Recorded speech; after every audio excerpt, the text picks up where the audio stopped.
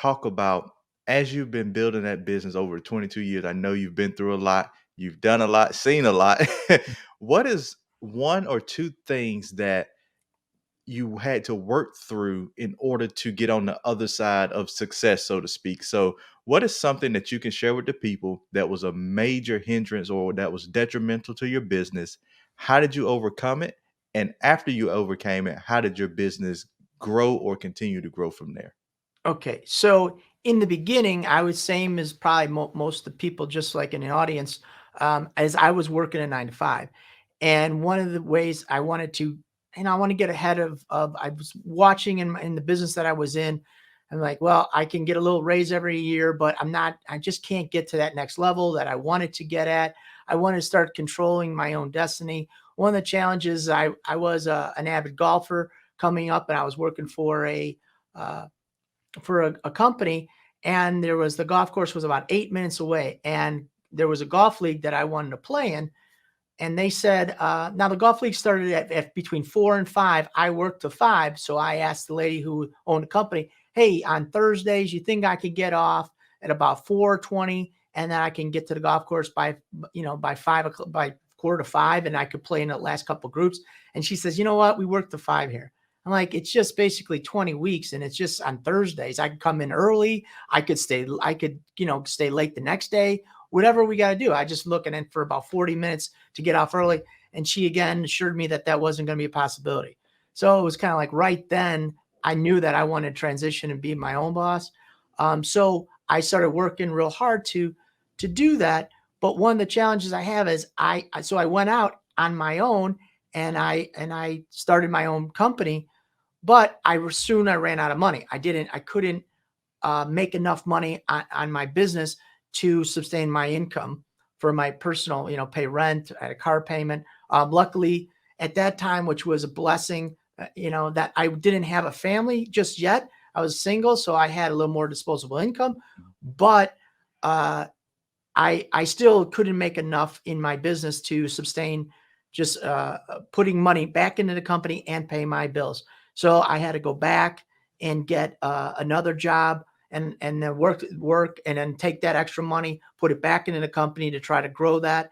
I had to do that a few times. I did, I think, 2 or 3 times before I could really sustain an income of to support myself, and not only support myself but grow the business.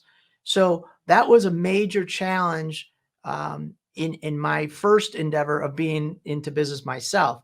What I learned from that is, you know what, you might not need to basically leave the job, and you could do the job on the side. That's why when we're trying to teach people how to get an ATM business, I said, keep your 9 to 5.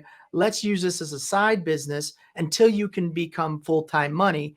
And in fact, one of the things I tell them is, what you guys could do is, why don't we want to double, in the ATM business, we want to double what your personal income from your 9 to 5 is right now, because that way, once you double that income, now you can leave your 9 to 5, and you can still have that single part of that double can now be the money that's generating to put back into the business. Because as a business owner, you're always growing your own personal business, and you need revenue to do that. That's one of the challenges of being in business, is you need revenue to grow that business. So that was one of my challenges. And so I speak to that to the audience is, you know what, make sure if you are doing, you want to get into business for yourself, that you got enough money to not only support yourself, but to sustain growth in the company. That's something that I forgot about. I'm like, well, I'm making X. I can leave my 9 to 5. Let's just use a example. Hey, I'm making $500 a week. I can leave my 9 to 5 because my side hustle is making me $500 a week. What I didn't come in grips with, or wasn't aware of, is that I need money to grow the company. And so now I'm sucking every dollar out of what I'm making to pay for my personal income bills, but I didn't have enough money to grow the company. So I got stagnant. I had opportunities, but those opportunities I needed revenue to buy those. In this situation was buy ATMs. I needed revenue to buy the ATMs to put to the locations to make extra money, and I was out of funds. So what I would tell the audience is, make sure when you decide, or what my lesson was, is that I needed to make extra money. But that's why I went back to work until 9 to 5 to get those extra revenue dollars. So now I can take those, and it kind of sounds like it's in reverse, but what I was doing is I was using my 9 to 5 now to supplement my growth in my business. It Mhm. wasn't paying bills. It was just putting in the growth. That you needed cash flow in the business to keep it going. Yep. A lot of individuals don't realize that. A lot of small business owners, people starting out, they don't realize that they need to invest back into the business. You just cannot take from it. Two, you created a plan, double the income before you jump out there and just leave it all. And then three, you said use the 9 to 5 as a tool, using that money to fund the business after your business takes over. So don't rush, don't hurry to leave your 9 to 5, because I know that when I became an entrepreneur, that was the mindset, the rush to leave the 9 to 5. Let me just get out of the job.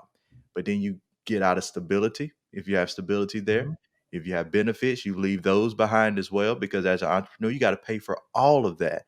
So mhm, keep your 9 to 5, take a side hustle, create a plan of action, and mhm, then remember that you are always constantly going to have to reinvest in your business. So you need to keep revenue flowing from either the business or the business and a side hustle.